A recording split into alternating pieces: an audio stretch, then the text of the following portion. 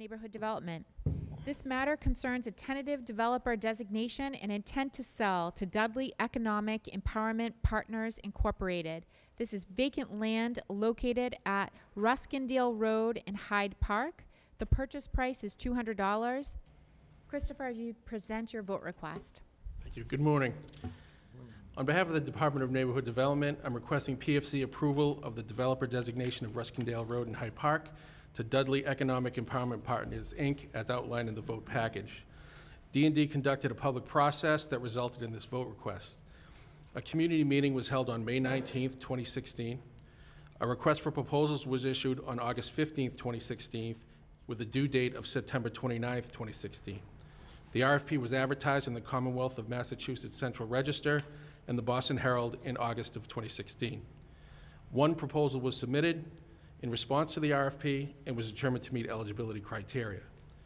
A developer presentation community meeting was held on March 28th, 2017. The vote package includes a comprehensive memo about the project. A handout has also been provided. The first slide is a site map. The second image is of the site itself. The third is the original front elevation of the proposed home. And the fourth is the original proposed site plan.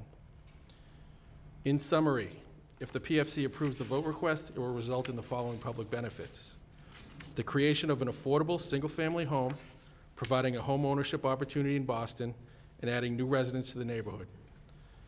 The home will be sold to a first-time home buyer with a household income up to 100% of the area median income. This unit will be deed restricted to remain affordable for 50 years. The revitalization of 2 vacant parcels that have been in the city's inventory for 4 and 7 years, respectively. On-the-site job training opportunities for at-risk and unemployed youth in the building trades provided by Youth Build Boston. The developer is committed to working with the Southwest Boston Community Development Corporation to recruit youth from the neighborhood for this project. The project is also expected to create 2,084 construction hours, which will generate jobs among the building trades. And the sales of these parcels can be expected to yield long-term financial benefits to the city. By removing these parcels from its inventory, the city will be able to avoid the future costs and liabilities associated with maintaining these properties. And in addition, by returning these properties to the tax rolls, the city can expect to recoup approximately $1,300 per year in annual property taxes. And I can answer any questions, if any. I have no questions. Yeah, this project seems to be beneficial to the city in many ways, so I make a motion that we approve. Vote Second. number 5. All in favor? Aye. Aye. Thank you. Vote number 5 is approved. Thank you.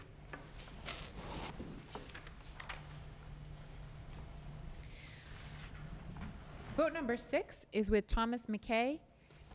He's a housing development officer with the Neighborhood Housing Development Division of D&D. This matter concerns a time extension. This would be an amendment to the vote of November 16th, 2016 to extend the tentative designation and intent to sell period from 24 to 36 months to Cody Village Limited Partnership. This matter concerns vacant land with the building located at 820 Cummins Highway, 30 to 32 Regis Road. There's another property located with a non-numbered address at Cummins Highway and Regis Road. These properties are in Mattapan. The first tentative designation request was on May 21st, 2015, and that was for 12 months, expiring on May 21st of 2016.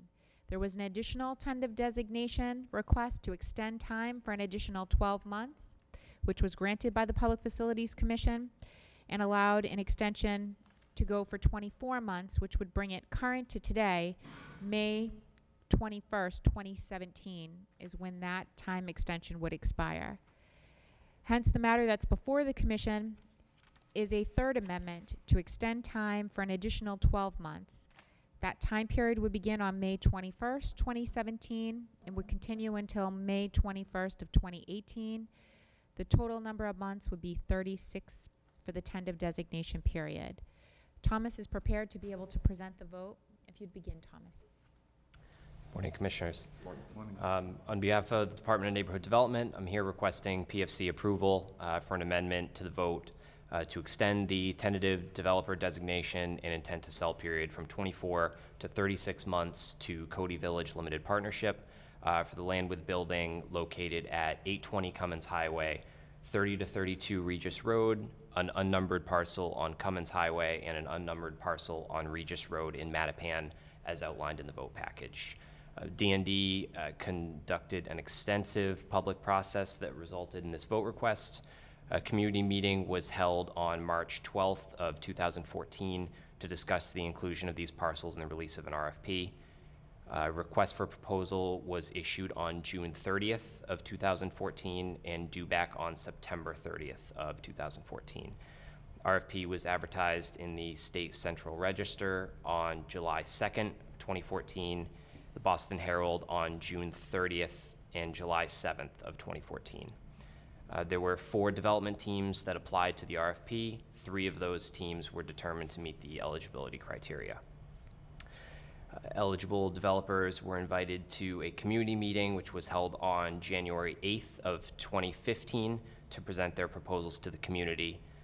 On May 21st of 2015, PFC approved the tentative developer designation of the development team consisting of Caribbean Integration Community Development, the AFL-CIO Housing Investment Trust, and the Planning Office for Urban Affairs. The development team created a new entity, Cody Village Limited Partnership, for the project. They held impact advisory group meetings through the Boston Planning and Development Agency Article 80 process in March and April of 2016, and presented at a community open house sponsored by the BPDA on April 6th of 2016. They received their Article 80 and Chapter 121A approval from the BPDA board on April 14th of 2016. And on November 16th of 2016, PFC approved a 12-month extension of the tentative developer designation. The vote package includes a comprehensive memo about the project and PFC tentative developer designation extension requests. I've also provided a few handouts with the project, with the package. The first is a parcel map showing the 4 parcels that are part of this project. The second is an overhead site plan that shows how these parcels will be developed. The third is an overhead view of the site renderings. The fourth is rendering of the building that will be on 820 Cummins Highway parcel. And the final is showing the townhouse homes that will be on the Regis Road parcel. In summary, if PFC approves the vote request, it will result in the following public benefits. There will be a total of 76 new rental housing units. Of these, 68 will be affordable. 8 will be affordable at 30% of the area median income. 48 will be affordable at 60% of the area median income. 12 will be affordable at 80% of the area median income, and 8 will be unrestricted market rate units. And the affordable housing units will be deed restricted and remain affordable in perpetuity. Revitalizing 4 vacant parcels of city land. By returning these parcels to the city tax rolls, the city can expect to recoup an estimated $37,400 in first-year tax revenue. And by removing these parcels from the city inventory, it will allow the city to avoid the future cost and liabilities associated with these parcels. And the city stands to save an estimated $9,600 in yearly operational and maintenance costs. I'm here to answer any further questions if you have them. Thomas, if we could add for the record, part of the vote request is about the time extension. So in your memo that's with you there, if you could provide the commissioners the reasons for the extension request. Thank you for the overview that you provided concerning the tentative designation. So we're requesting the additional time extension. The project has received funding from the city and NHT. They came into our most recent funding round for a renewal of those funds, and they're currently awaiting funding from DHCD, who's expected to make a decision in June or July of this year. We're hearing this summer. So that's why we're requesting the extension. They've been doing what we've asked them to, and they're ready to go. We just need to hear back from the state on that decision. If I could add, the delay is certainly not on the developer, it is with the state. And we're making it very clear to the state that this is one of the city's top priorities, so we're hopeful that they will get funded in the next round. Just to follow up on that, I actually agree with that. I mean, it's an important project to the city.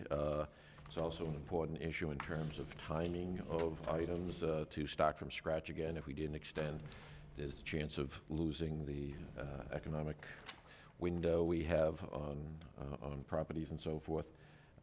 So I support the extension. Thank you. I don't know if you have any questions. Yeah, no, I do.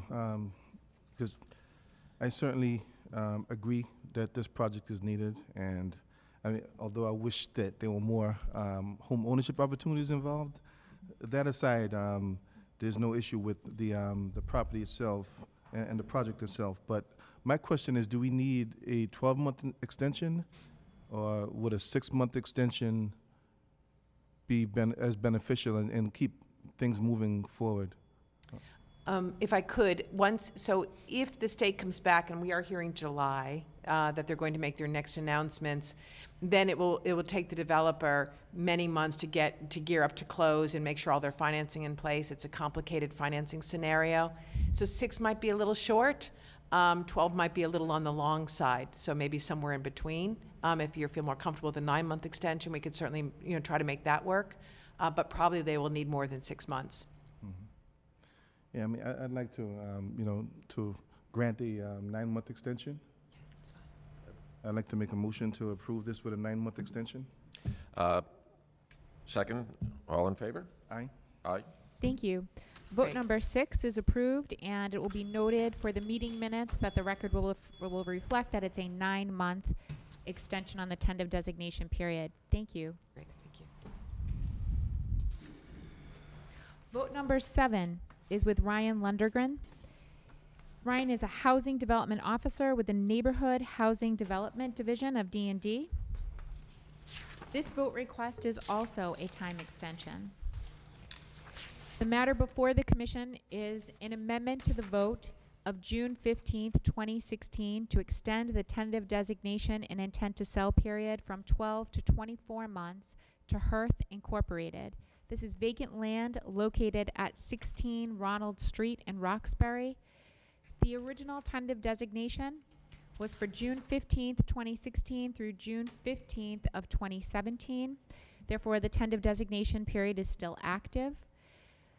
The amendment before you today would extend that tentative designation period for an additional 12 months from June 15th, 2017 through June 15th of 2018 for a total of 24 months for the tentative designation period. Ryan is prepared to present the vote request. Ryan? Good morning, Commissioners. Good morning. On behalf of DND, I'm here requesting PFC approval for the extension of Hearth, Inc. for 16 Ronald Street, outlined in the vote package. I've also provided a few handouts in your package. The first is a site map of 16 Ronald Street. As you can see, if you travel up Morse Street, you'll find 16 Ronald Street, a 34,000 square foot parcel. It's right around the corner from the Geneva MBTA station, so it's a transit-friendly parcel. The next is a plan for the site as submitted previously, and throughout the last 12 months or 11 months, they've furthered their plans, and you can see in the next plan they've refined their plans with DND and BPDA input to improve it. As you can see, it looks quite nice. DND conducted a extensive public process that resulted in the vote request before you. Community meeting was held on August and October 2015. Request for proposals was issued November 2015 and due in February 2016. The RFP was advertised in the State Register 11/25/15 and Boston Herald on 11/23 and 11/30. We received 2 development proposals, Hearth Inc. and also from Codman Square. Both developers were invited to a community meeting where they presented on April 13th, 2016. PFC approved the tentative developer designation of Hearth Inc. on 6/15/16, and we're requesting an extension to allow the developer to do the following. One, to secure funding. They recently had applied to the state for funding, and we're patiently awaiting the announcement in July 2017. However, it's a very competitive process. We're very hopeful that we're going to retain the funding in this funding round. Additionally, they've worked closely with BPDA and D&D to refine their designs. They've worked rapidly throughout this process, and they've been actually a really great developer to work with thus far. And this project's going to provide 54 affordable rental elderly housing units in Roxbury, which is much needed. Throughout the community process, it's been very, the community's been very adamant that they would like to see more elderly housing in this neighborhood, and they've been very supportive of the project. So in summary, if PFC approves the vote request, it'll result in the following public benefits: creation of 54 affordable deed-restricted units in Roxbury. It'll revitalize a parcel of vacant land in the neighborhood, and it also is expected to create over 67,000 construction hours, which will generate jobs among the building trades. I'm here to answer any questions. No questions? I make a motion that we approve vote number 7. Second, all in favor? Aye. Aye. Thank you. Vote number 7 is approved. Vote number 8 is with Thomas Gannon. Thomas is a housing development officer with the Neighborhood Housing Development Division of D&D.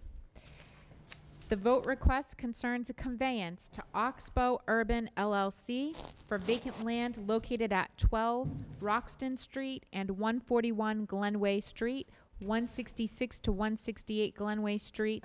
The properties are all located in Dorchester. The purchase price in total is $300. Thomas, if you'd present your vote request.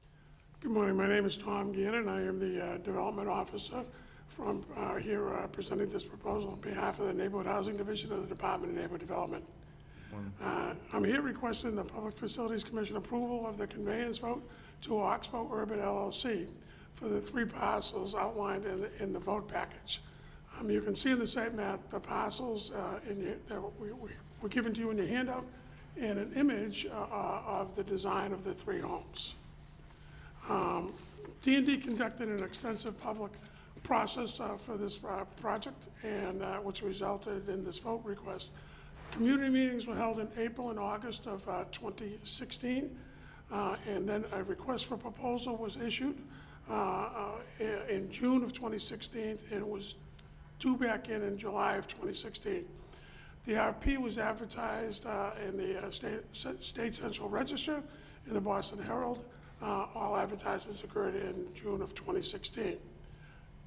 D&D received 3 development teams' proposals, and one was determined to meet the eligibility criteria of the RFP. Oxbow Urban LLC team was invited to make a community presentation in September 2016 of their proposal to the residents. On September 14th, the Public Facility Commission approved the tentative designation of Oxbow Urban LLC. The vote package includes a comprehensive memo about the project in this PFC request. In addition to this site map that I've included and now the rendering that you are looking at on the screen, the following public benefits will occur if PFC approves the vote request.